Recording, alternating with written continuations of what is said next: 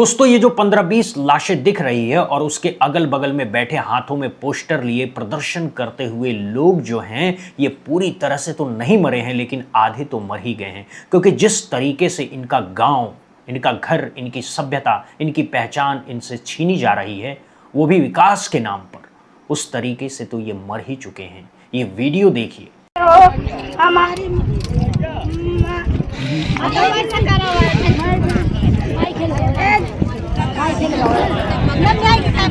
तो दोस्तों देख रहे हैं ये ढेर सारी चिताएं और उन चिताओं पर महिलाएं लेटी हुई हैं।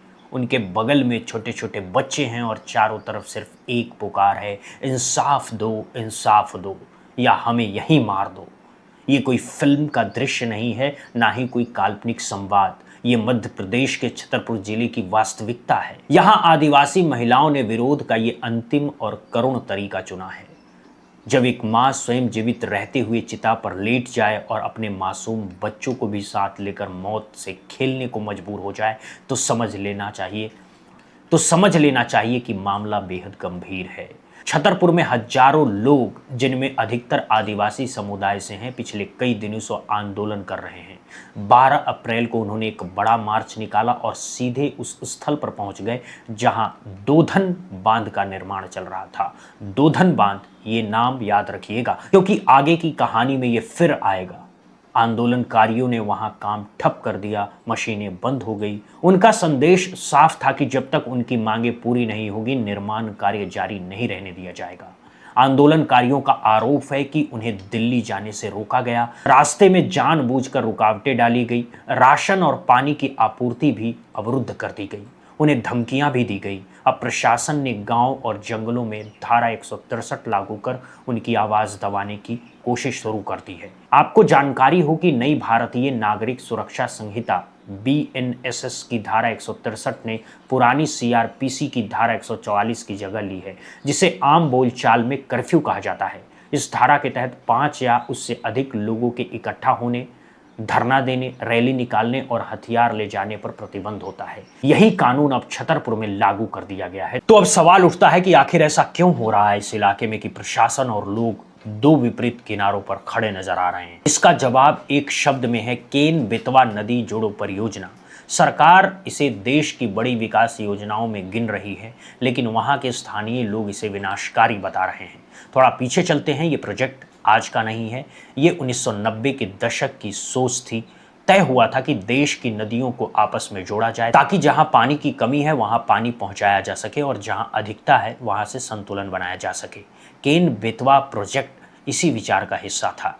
ये कोई छोटी योजना नहीं है, बल्कि ये भारत की उन 30 बड़ी नदी जोड़ो परियोजनाओं में सबसे पहली है, जिन्हें नेशनल प्रोस्पेक्टिव प्लान के तहत प्रस्तावित किया गया था। इसे देश के नदी जोड़ो मिशन का पायलट प्रोजेक्ट भी कहा जाता है। लेकिन भारत में विचारों को हकीकत में बदलने में दशकों लग जाते हैं। आखिरकार 2005 में इस योजना को असली गति मिली। केंद्र सरकार, मध्य प्रदेश और उत्तर प्रदेश की राज्य सरकारों के बीच एक समझौता हुआ और एक विस्तृत परियोजना रिपोर्ट DPR तैयार की गई। 2008 में इसे राष्ट्रीय परियोजना घोषित कर दिया गया, यानी ये सिर्फ 2 राज्यों की नहीं बल्कि पूरे देश की महत्वपूर्ण परियोजना बन गई। मगर वास्तव में कुछ ठोस हुआ, वो था 22 मार्च 2021। जल शक्ति मंत्रालय और दोनों राज्यों के बीच अंतिम समझौता हुआ। दिसंबर 2021 में केंद्रीय कैबिनेट ने लगभग 44,000 करोड़ रुपए की लागत से इस परियोजना को मंजूरी दी और फिर 25 दिसंबर 2024 को प्रधानमंत्री नरेंद्र मोदी ने इसका शिलान्यास किया, जिसके बाद निर्माण कार्य तेजी से शुरू हो गया। अब समझते हैं कि योजना के तहत क्या हो रहा है। एक तरफ केन नदी है, दूसरी तरफ बेतवा नदी।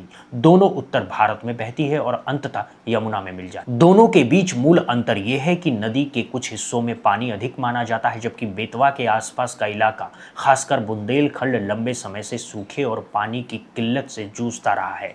इस परियोजना के जरिए केन के अतिरिक्त पानी को बेतवा में मोड़ने की योजना है, लेकिन इसी योजना के चलते छतरपुर की आदिवासी महिलाएं आज चिताओं पर लेटने को मजबूर हो चुकी हैं। आइडिया ये था कि क्यों न जहां पानी ज्यादा है, मतलब केन के इलाकों से, वहां से उठाकर इसे जहां कमी है, मतलब बेतवा के इलाके तक पहुंचा दिया जाए। तो ये होगा किस तरह? केन नदी पर एक बड़ा बांध बनेगा दोधन बांध, जिसका हमने जिक्र शुरू में किया था, इसके जरिए पानी को रोका जाएगा, फिर उसे 221 किमी लंबी नहर के जरिए बेतवा नदी तक पहुंचाया जाएगा। बीच में करीब 2 किलोमीटर लंबी सुरंग भी बनेगी ताकि उस इलाके तक पानी आसानी से पहुंच जाए। तो फिर दिक्कत कहाँ है? सरकार कहती है कि इस योजना से करीब 11 लाख, ठीक ठाक कहा जाए तो 10 लाख हेक्टेयर जमीन को सिंचाई मिलेगी, 62 लाख लोगों को पीने का पानी मिलेगा, 103 मेगावाट पन बिजली और 27 मेगावाट सौर ऊर्जा बनेगी, यानी पानी भी, खेती भी और बिजली भी। डाउन टू अर्थ की एक खबर के मुताबिक इस परियोजना की वजह से करीब 24 गांव प्रभावित हो रहे हैं। अगर सब कुछ उसी तरह हुआ जैसा सोचा गया था अब तक, तो इससे 8 गांव पूरी तरह डूब जाएंगे। दूसरा 16 गांवों को पहले ही टाइगर रिजर्व के दायरे में आने की वजह से खाली कराया गया है। यहीं से लोगों की परेशानी शुरू हो जाती है। जो लोग पीढ़ियों से इन गांवों में रह रहे हैं, उन्हें अचानक अपनी ज़मीन छोड़ने को कहा जा रहा है। उनका सवाल सीधा है कि वे जाएं तो जाएं कहाँ? सरकार कहती है कि हर प्रभावित परिवार को 1 लाख का मुआवजा दिया जाएगा, लेकिन ग्रामीणों का कहना है कि अभी तक सिर्फ 40% लोगों को ही ये रकम मिली है। बाकी लोग इंतजार ही कर रहे हैं, और जिन्हें पैसा मिला भी, उनका कहना है कि सिर्फ इतने पैसे से उनका जीवन फिर से खड़ा नहीं हो सकता। प्रदर्शन कर रहे लोगों की मांग है कि उन्हें ज़मीन के बदले ज़मीन और गांव के बदले गांव दिया जाए। उनका कहना है कि उनका रिश्ता ज़मीन से सिर्फ खेती का नहीं, उनकी संस्कृति, उनकी परंपरा और उनका पूरा जीवन इसी ज़मीन से जुड़ा है। ऐसे में अगर उन्हें कहीं और बसाया भी जा रहा है तो उनका जीवन पूरी तरह बर्बाद हो जाएगा। कहानी इतनी भर भी नहीं है। इस प्रोजेक्ट के कारण पर्यावरण को होने वाले नुकसान की भी बहुत बात हो रही है। खासकर पन्ना टाइगर रिजर्व पर इसका असर सबसे ज़्यादा होगा, ये कहा जा रहा है। याद कीजिए कि पन्ना टाइगर रिजर्व में साल 2009 तक सारे बाघ खत्म हो गए थे। उसके बाद करीब 1 दशक तक बहुत मेहनत करके यहाँ फिर से बाघों को बसाया गया। पन्ना का इलाका बाघों के लिए खास माना जाता है क्योंकि यहाँ गहरी घाटियाँ हैं, प्राकृतिक जंगल है जो उनके रहने के लिए बिल्कुल सही माहौल बनाते हैं। लेकिन अगर यहाँ नया बांध बनता है तो ये घाटियाँ पानी में डूब जाएंगी और बाघों का ये पूरा प्राकृतिक घर खतरे में पड़ सकता है। मतलब जिस जगह को बचाने के लिए सालों से मेहनत की गई, वही जगह एक फैसले की वजह से फिर से बर्बाद हो सकती है। खुद केंद्र सरकार के जल शक्ति मंत्रालय ने माना था कि इस प्रोजेक्ट के लिए मध्य प्रदेश में 17,000 से ज़्यादा पेड़ों को काटा जाएगा, जिनमें 12,000 से ज़्यादा पेड़ पन्ना टाइगर रिजर्व के भीतर के हैं। इनका असर सिर्फ पेड़ों तक सीमित नहीं रहेगा, बाघों और दूसरे जो वन्य जीव हैं उनकी भी रिहाइश पर भी इसका असर पड़ेगा। अलीगढ़ मुस्लिम यूनिवर्सिटी के वाइल्ड लाइफ साइंस विभाग की एक स्टडी है जिसमें कहा गया है कि केन और बेतवा नदी को जोड़ने से यहाँ रह रहे बाघों के लिए बहुत बड़ा खतरा पैदा हो सकता है, क्योंकि इस प्रोजेक्ट की वजह से करीब 58 वर्ग किमी का वो इलाका खत्म हो जाएगा जहाँ बाघ रहते हैं, और ये इलाका उनके लिए बेहद ज़रूरी है। इसके अलावा करीब 105 वर्ग किमी इलाके पर डायरेक्ट असर पड़ेगा, क्योंकि जंगल टुकड़ों में बढ़ जाएगा और जानवरों के आने जाने का रास्ता टूट जाएगा। इस पूरे टाइगर रिजर्व की जैव विविधता यानी तरह तरह के जीव जंतुओं और पौधों पर भी बुरा असर पड़ सकता है। 2023 में Indian institute of technology Bombay के वैज्ञानिकों ने एक रिसर्च में चेतावनी भी दी थी कि नदी जोड़ने जैसी योजनाओं के नुकसान भी हो सकते हैं। अगर एक जगह का पानी दूसरी जगह ले जाकर ज़्यादा सिंचाई की जाती है तो बारिश के पैटर्न पर भी असर पड़ सकता है। स्टडी के मुताबिक सितंबर महीने में बारिश यहाँ औसतन 12% तक कम हो सकती है, खासकर उन इलाकों में जहाँ पहले से पानी की कमी है। तो अगर ऐसा हुआ तो मानसून के बाद नदियां जल्दी सूख सकती हैं और देश में पानी की किल्लत बढ़ सकती है।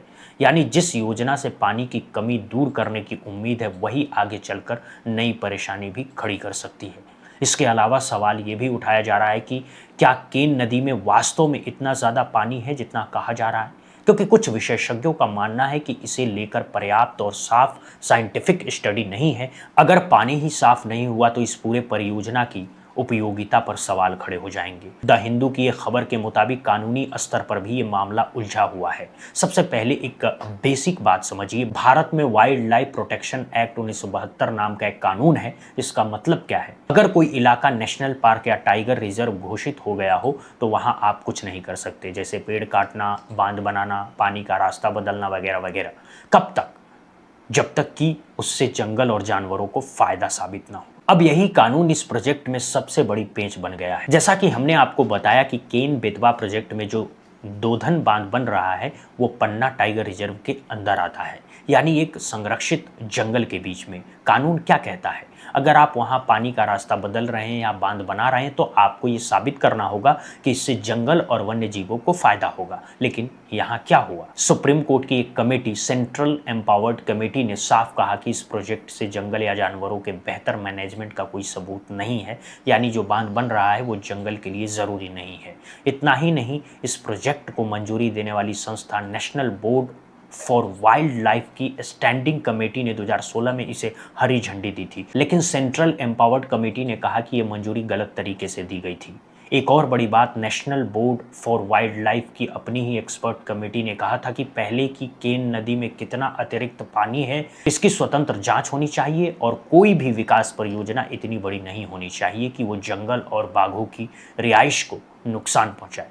लेकिन इसके बावजूद प्रोजेक्ट को आगे बढ़ा दिया गया। एक और बात समझ लीजिए, पन्ना टाइगर रिजर्व के नीचे की तरफ एक और संरक्षित इलाका है, केन घड़ियाल सेंचुरी। यहाँ घड़ियाल जैसे दुर्लभ जीव रहते हैं। अब अगर ऊपर बांध बनता है तो पानी का बहाव बदल जाएगा, जिससे निचले वाले हिस्से पर सीधा असर पड़ेगा। अब बात आती है कोर्ट की। सेंट्रल एम्पावर्ड कमेटी ने अपनी रिपोर्ट 2019 को सुप्रीम कोर्ट में दी थी और मामला आज भी कोर्ट में लंबित है। जबकि वन अधिकार कानून के तहत आदिवासी समुदायों के अधिकारों को मान्यता देना जरूरी है, लेकिन आरोप है कि ये ऐसा कुछ ठीक से नहीं हुआ है। भूमि अधिग्रहण कानून 2013 कहता है कि मुआवजा और पुनर्वास पूरी पारदर्शिता के साथ होनी चाहिए, लेकिन ग्रामीणों का कहना है कि न ये प्रक्रिया साफ है और ना ही इसका कोई परिणाम निकला है। मध्य प्रदेश हाई कोर्ट ने भी एक मामले में कहा था कि सर्वैच्छिक पुनर्वास अक्सर दबाव में कराया जाता है, यानी कागजों पर सब कुछ सही दिखाता है लेकिन असलियत में गलत होती है। हमने आपको ABCD इस पूरे प्रोजेक्ट की बता दी। सरकार का कहना है कि बुंदेलखंड में पानी की समस्या बेहद गंभीर है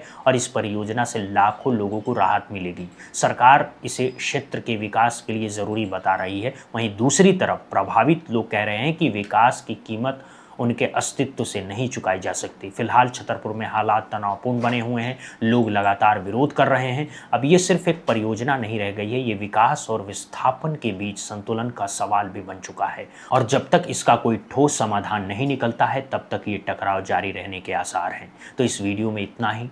आपको ये वीडियो कैसा लगा आप हमें बता सकते हैं कमेंट बॉक्स में। बहुत बहुत धन्यवाद, बहुत बहुत शुक्रिया।